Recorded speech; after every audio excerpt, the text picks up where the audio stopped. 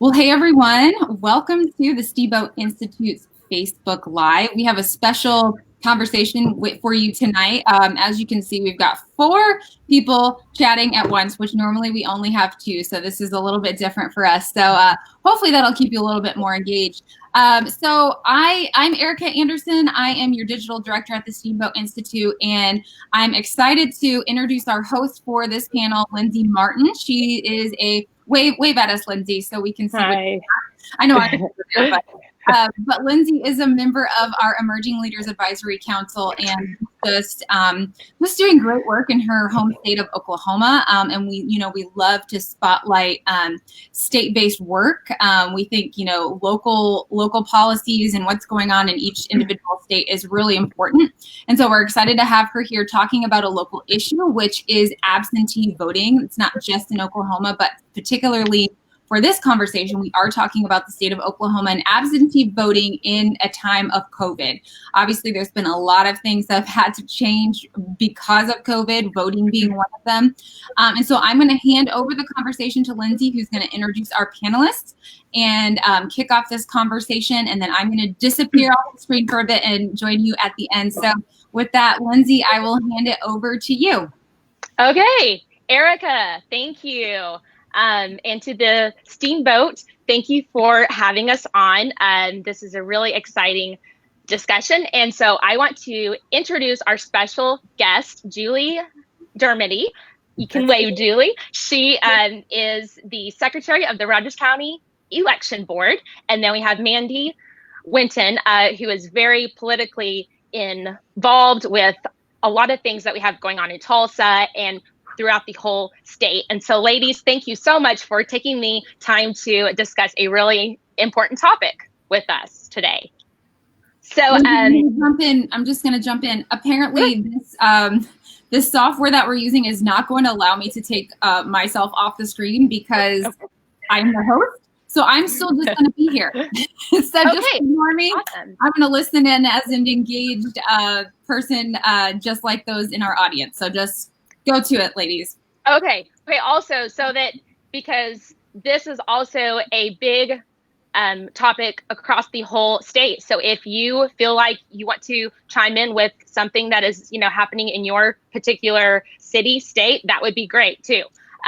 So I wanted to give a little bit more brief bio of our 2 ladies. So Julie is starting her 10th year as the secretary of the Rogers County Election Board. She also does public relations, events, and she's the social media director for a local car dealership. She has an extensive history with working with nonprofits, public strategies, events, all sorts of different things. And in her free time, she is a writer, photographer, videographer, editor, and a seasoned event planner. So she's an all-around talented person. She has 2 children and 1 grandson and has been a widow for 21 years. Mandy Winton is a diehard political junkie. She first dipped her feet into the political waters as a junior at the University of Oklahoma when she volunteered on election day in 2002. She has worked at the state capitol in many different positions. She has also served and worked on races for city council, commissioner, and the House of Representatives. She loves in her free time to go to concerts at Tulsa Canes Ballroom, OU football, Oklahoma City Thunder. And she has also, besides that, she has also worked at the University of Tulsa, Girl Scouts of Eastern Oklahoma, and the Oklahoma Center for Community and Justice. She, in 2018, left the nonprofit world for more campaign work and new challenges. So as you can see from what I have shared, and that's very brief, so if they want to go into more details, that is great. But both of these ladies are very knowledgeable, educated, and passionate about what we will be speaking on. So I will just jump right in. Erica covered what our topic will be, and so I won't go into great detail about all of the different steps that have happened in it. But this particular issue, I started noticing it at the start of May when a group of people petitioned and filed a lawsuit in our state.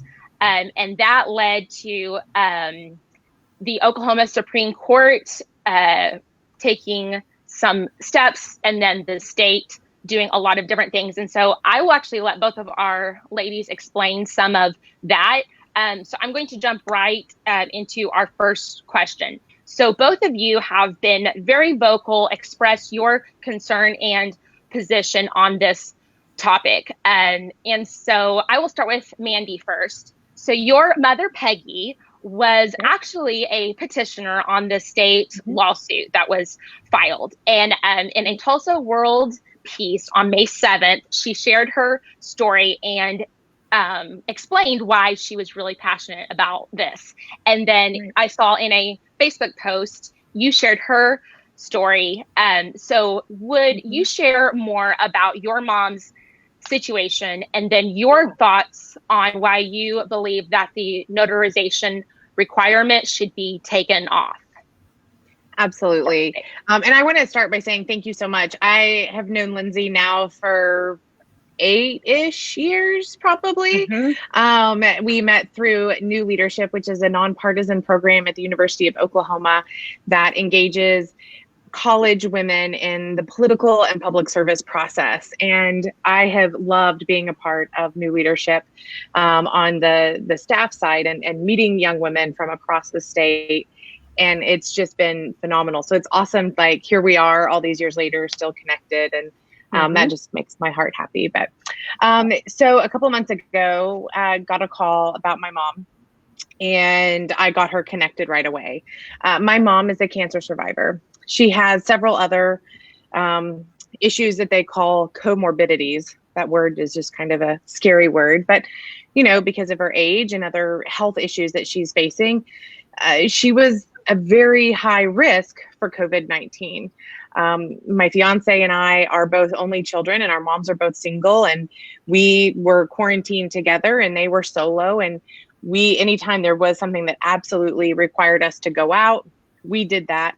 We social distanced from our parents, as the scientists and the leaders told us we should do. And so, voting obviously is very important to me. It's kind of one of my favorite things to do. I should have included that in my list of hobbies. It's always my favorite day of the year, anytime I get to vote. So when we had the opportunity and this came up, my mom was absolutely 200% on board.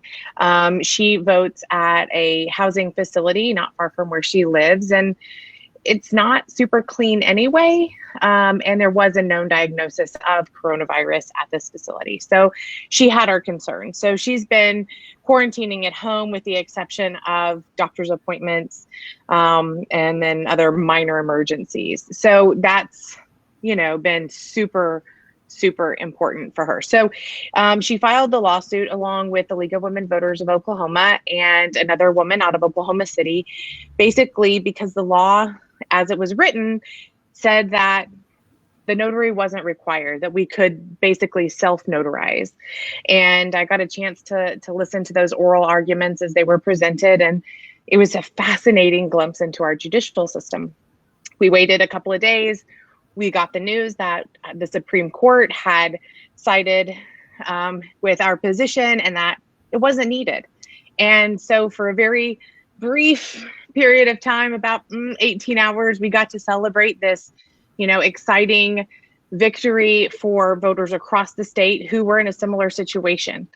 And then the Senate jumped in and the House jumped in and decided to pass legislation to make some changes to that. So, we're in a very unique time, but I feel like everything we can do to make it easier to vote allows it to be a process that engages more citizens. I'm by no means saying, vote twice, I'm definitely not for any of those things. But I think Oklahoma, one thing we've done very well for a long time is had secure elections. And I feel like we have the right people in place. We have laws to protect our election system and processes. And I feel like this is just an unnecessary hurdle that stands in the way for people like my mom and other people that are low income to be able to cast their ballot, especially in a time of pandemic. So that's how I got to this, because I want everyone, even if they don't think like me, to vote, because that is how we have the best, healthiest democracy possible. Mm-hmm. Great. Thank you for sharing that. So kind of on the flip side of it, Julie, in a Facebook post, you said, so coming from what you do as Secretary of the Rogers County Election Board, you said that the notarization of the ballots gave us peace of the security of the vote when it came to balloting in our state. So, and then you said also that back in 2010, Oklahoma voters passed a law that they wanted the voter ID as a requirement to vote, and more of that. And so with your duty perspective, and now that you've been in your spot for quite some time, can you explain more about why you feel that this is an important topic, especially now? Well, the nice thing about it, the reason why Oklahoma has not had issues in the past is because we do have rules. Those rules have made it so that the voter fraud doesn't go rampant. The one thing that we did know back in there was back in Oklahoma history, not too far ago, there was somebody who was gathering a whole bunch of ballots and sending them in, mail-in ballots. And it was one of the biggest fraud cases in Oklahoma. Well, it's because there wasn't a notary responsibility on there. You didn't have to have that. Now you do. It is in the Oklahoma, the people of Oklahoma, and at the time, in 2010, it was more of a even kill as far as the percentage of Republicans and Democrats in Oklahoma in 2010 was about a 50-50%. I think it was 48-48. Well, 74% of the people decided that they wanted there to be a ID requirement. Well, if you just let people vote by absentee with no notary, then there's no ID requirement at all. And here's the thing. You can request an absentee ballot. You can request it. All you have to know is that person's name and birthday, and you can put a request in and have that ballot sent to your address, not to theirs. That's one of the reasons why we have that. So then that's the reason why you have an absentee, because you're not going to be available. So you can have that absentee sent to you wherever you're at.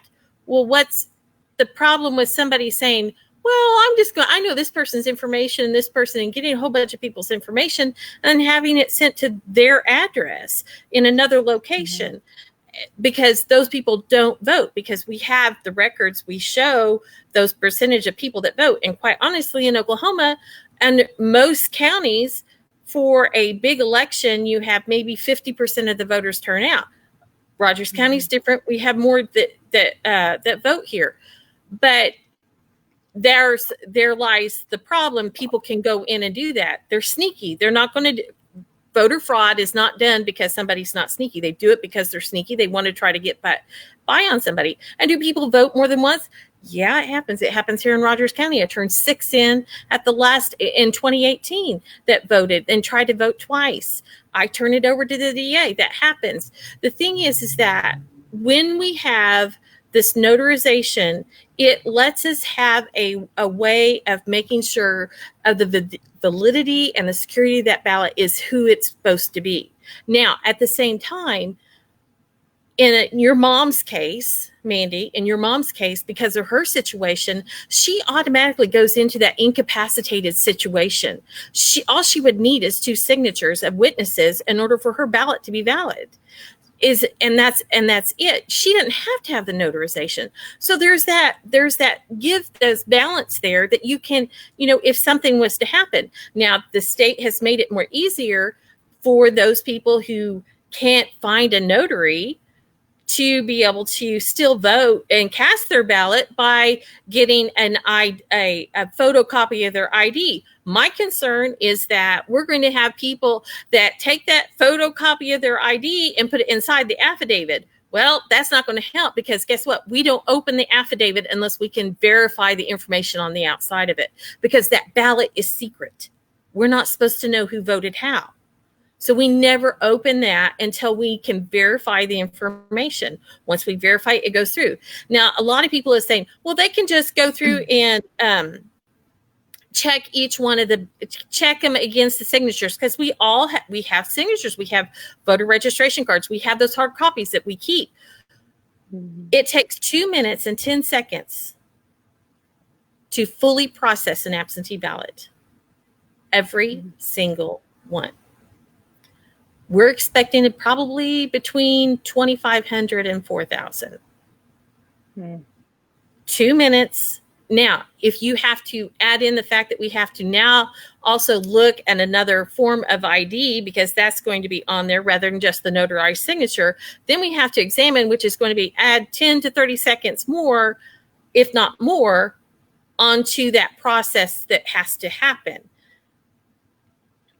We only have so many people that are going to that can do that, because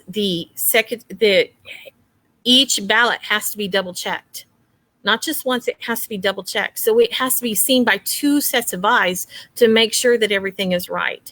We have a Republican and a Democrat. It has to be checked by both of them in order for it to be processed. So there's some checks and balances in there that we don't get if we just willy-nilly send everybody through without having responsibility. So what's going to stop everybody from just not showing their ID?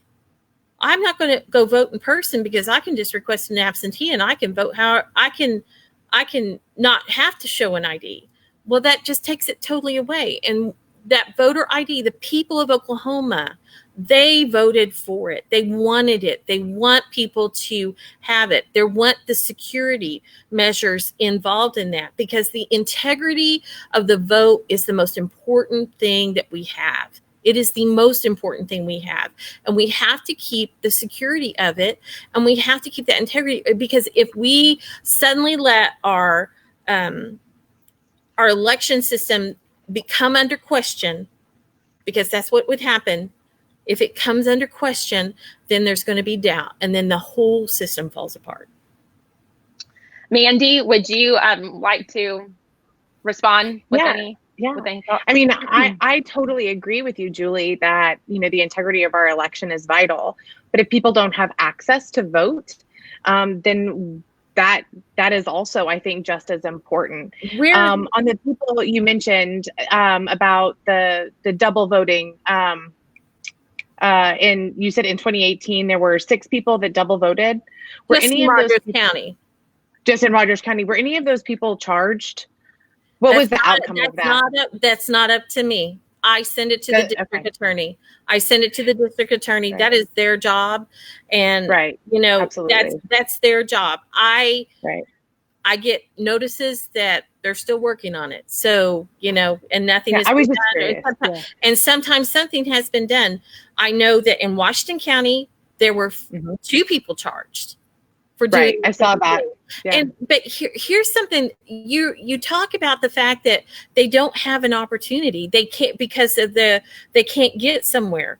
That's not true. Their ballots are sent to them if they need it. To get a notary doesn't cost anything. In Rogers County right now, we have notarization stations set up across the county. You can do drive-through. You don't even have to get out of your car. Drive-through. We have notaries that have volunteered their time, who are sitting there willing to notarize people's ballots. They don't pick them up. But they drive through. They can get their ballots notarized, and then they can mail them. They can bring them by the election board. They don't have to spend money on postage if they don't want to. It doesn't cost you to vote. It doesn't cost you anything. Oklahoma ID law we provide you a card. Every time you register to vote, we provide you a voter ID card free of charge. Right. And you can use that free of charge. You can use that in order to be able to vote. So there's nothing precluding anybody from being able to vote. Saying that somebody is poor and they can't vote because they're poor, that's not a valid argument, I don't think, because they can vote. There's nothing stopping anybody from voting. Right. I agree with what you're saying. I always use my voter ID card. In fact, whenever, I think it was Senate Bill 210, if I don't remember if that was the final vehicle or if they ended up with a House bill, I know there was some moving around. I requested another copy of my voter registration card so that I could send that in with my absentee ballot. And I know it was funny. I requested it via email. I got it 2 days later. And then a couple days later, I got another one. And then a couple days later, I got a letter from the election board saying that they had moved my polling place. So I got another voter registration card with the new polling location. So, I'm one of those people that I always have my voter registration card with me because I think it's important to use that as my ID, which we're not necessarily diving into that. That's a whole other 30-minute conversation about voter ID cards. But, I think in this situation, when I was doing research with my mom's situation and for our conversation today, I was researching it. I found the cases in Washington County of the double voting. And I found the Heritage Foundation. And if my memory serves me correctly, there were 2 cases on the Heritage Foundation's database of voter fraud in Oklahoma with absentee ballots. And both of those were because the notary was fraudulent. I know the case you're talking about, Julie, about the ballot harvesting. And, I would hope that, the laws that we have in place would help prevent that. When I was watching the debate on the House floor, Representative Kennedy was getting questions. And it was interesting because they brought up the concern about putting a copy of your driver's license in the mail. Well, now somebody has your signature, they have, your driver's license, if they were to just pull that out of the mail. And it was interesting because his response was, well, we have laws to protect against that. There are far more cases of mail theft than there are voter fraud in Oklahoma. And I stand with you, Julie. And I think if voter fraud is happening, it should be prosecuted. It is a fine. It is a felony to fraudulently sign those affidavits. I know that there are a lot of other states around the country that have fantastic vote by mail programs that have increased voter participation and turnout in great ways. And I would just hope that as a state that we would look to try and find ways to make this system more efficient and open it up to make sure citizens have every possible way to vote. Now, I think it is important to mention that there are parts of our citizenry that don't have vehicles. They don't necessarily have the ability to drive. They may have limited access to bus or other transportation. So sometimes getting to the polls can be a challenge. I've only voted absentee one other time, and it was when I was living in Norman and I was on a campaign here in Tulsa. And so, I think there was one point where I was just like, okay, got to make sure I read this through a couple of times because I wanted to make sure I followed every step. And that could be very overwhelming for someone, especially if they have, difficulties reading, or if they're a citizen who English isn't their first language. So, I hope that we can, work together to come up with solutions to continue to protect the integrity of our election, but also make it so much easier for people to vote who may not be able to get to the polls, especially people who work, on shifts where, getting away isn't possible. I know in the age of COVID-19, we also have challenges with certain polling locations. For example, I mentioned that my polling location had just changed. I used to vote at a nursing home, and now I'm voting at a church. So, fortunately, I got a good heads up. I've been able to, scout where my new polling place is, even though I'm going to be voting by absentee this year. So sometimes if they didn't read that mail and they go to their old polling place and, oh, wait, that's not where I vote anymore. Never mind. It's just not worth it. And that's super frustrating too, that the hassle for some people isn't worth it to make sure their voice is heard in our democracy. So, I'm with you. I want to protect the security and the sanctity of our elections. That is what our country was founded on. And I think it's, a very precious and sacred right. That's why I want us to look at ways to make it easier for our citizens to vote. And I think especially in a pandemic,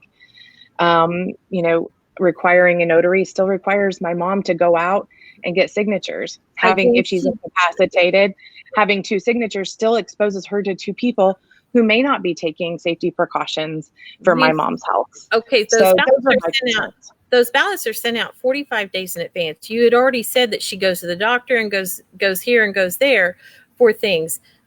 You see people and you're going to see 2 people within 45 days that you can get that ballot.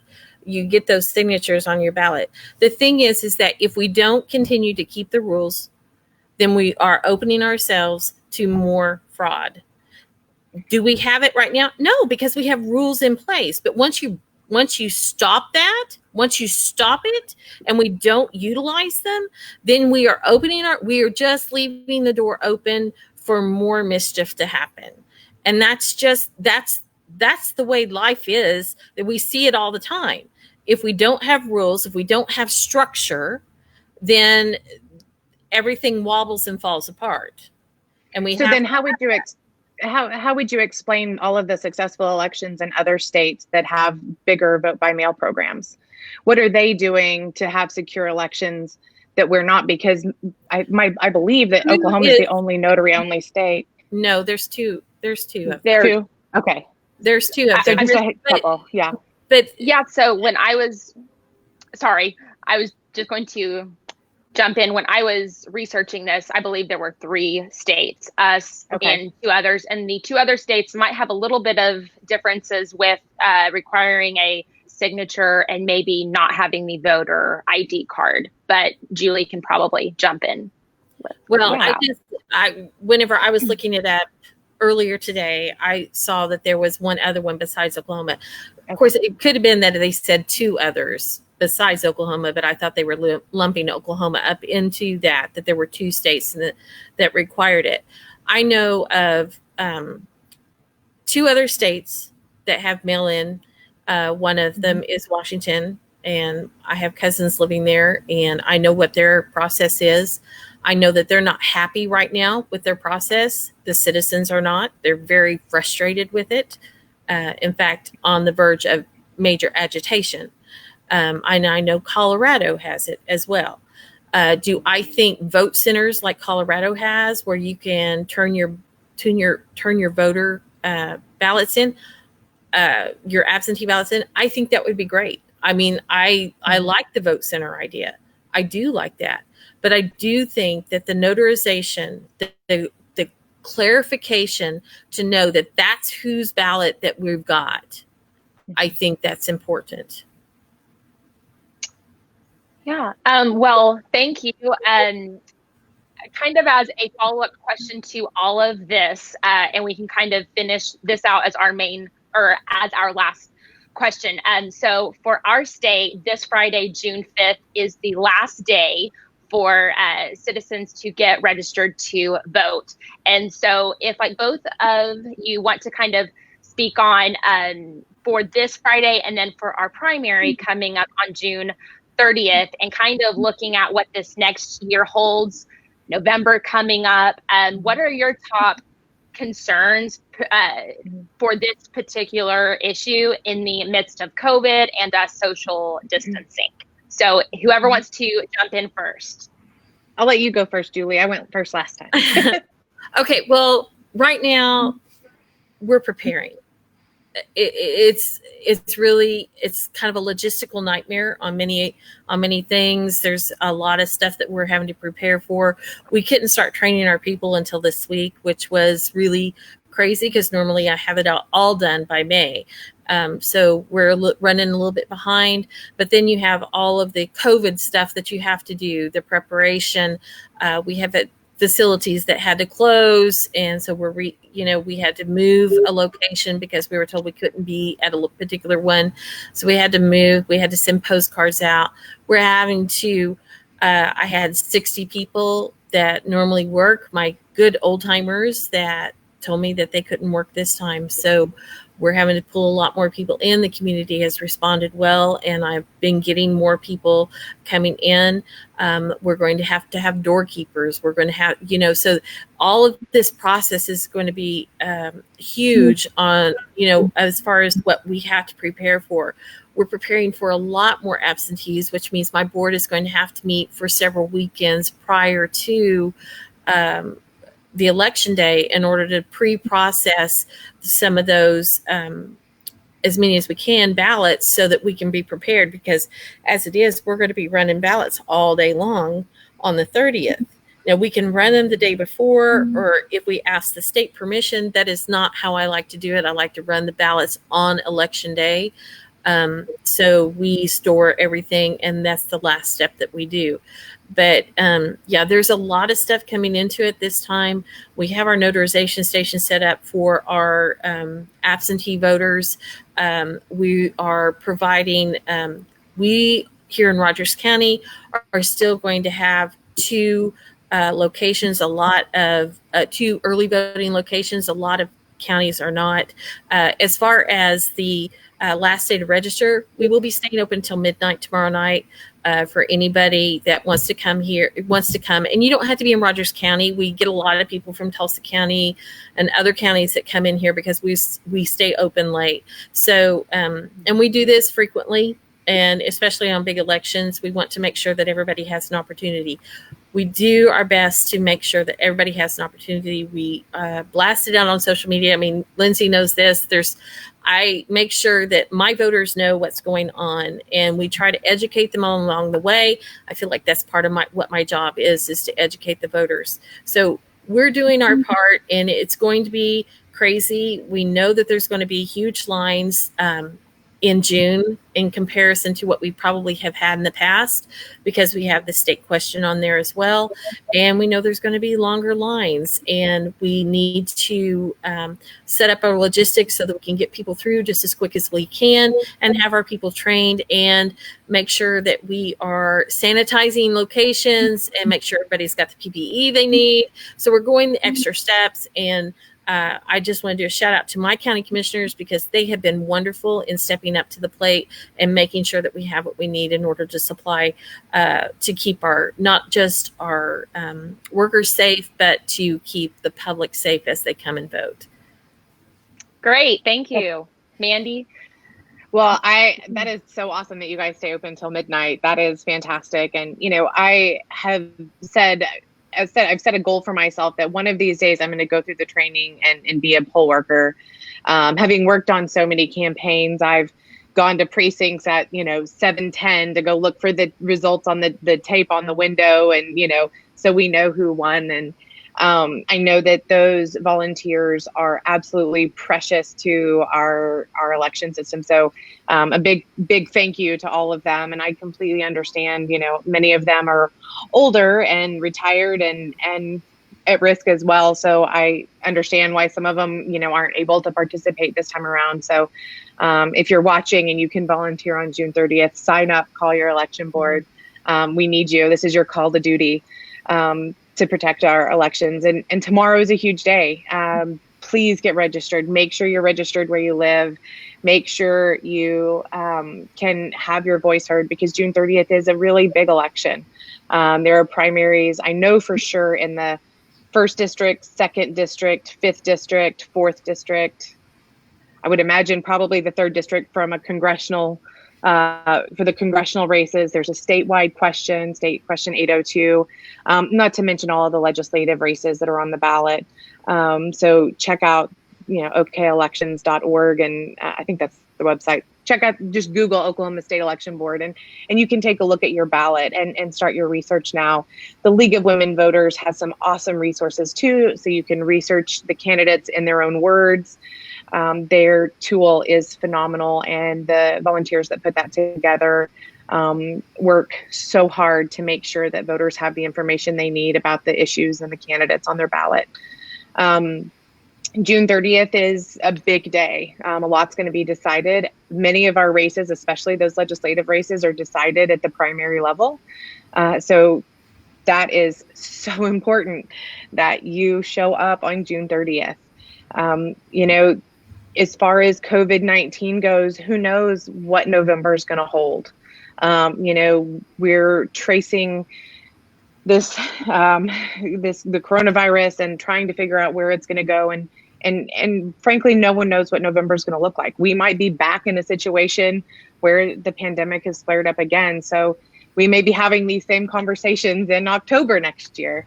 But it boils down to making sure you do what you can to vote. And there are some great resources online and in the community that will do what they can to make you help. I know I got my notary, so I can help if I'm needed. And, you know, I've been wearing my mask and quarantining as much as I can. It's not always easy, you know, having a job and whatnot that requires me to go out. But, you know, we may not all always agree on everything, but we all agree that if you don't vote, you know, you are missing out on a chance to make your voice heard. And a lot of great employees and volunteers put on these elections, and we should show up for them and show up for our families and our future so that we know we have participated in democracy. It's just fundamental as Americans and Oklahomans that we show up and vote every chance you can, legally. Legally. Legally. Even though we have focused on our state, these types of questions are still happening across the country. So if you search Google, I have found so many other states that have these same discussions happening. Right. So even though we were focusing on certain counties, this isn't just a statewide problem, issue, question. It's a nationwide thing too. So Julie and Mandy, thank you so much for taking the time to discuss this, because there are so many aspects to it. We could just keep going on and on. We could. Let's go. Let's do it again next week. So I will pass it back to Erica to finish us up. Yeah, well, thank you guys so much. It's honestly, at the Steamboat Institute, having these like respectful back and forth discussions is sort of what we're all about. We have something that we run called the Campus Liberty Tour, where we do just that, where we have people come and debate hot topics in a respectful way. We really believe in dialogue, and so we appreciate both of your inputs on this important issue. And like Lindsay said, it is happening across the country. And I just love the note that you're ending on, Mandy, just saying how important it is to vote. Like, while we may disagree on everything else, we as Americans can all agree that voting is important and we all need to do it. So thanks again, guys. And for our viewers, we'll see you next time on Facebook Live.